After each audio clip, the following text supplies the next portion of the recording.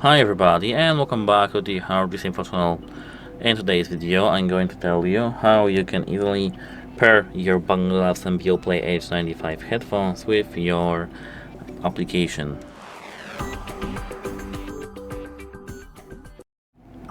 So, at first we have to open our application, which is called BANG OLUFSEN. Wait a moment, I need to find it here.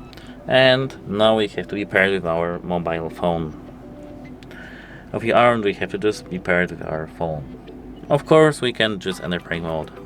Here, as you can see, our application detected our headphones that they are nearby. We have to tap this arrow icon, and now we are connecting the product.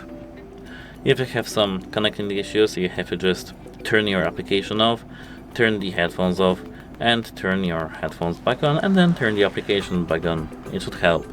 Now we have to give a nickname for our headphones, and now done. That's it. Goodbye.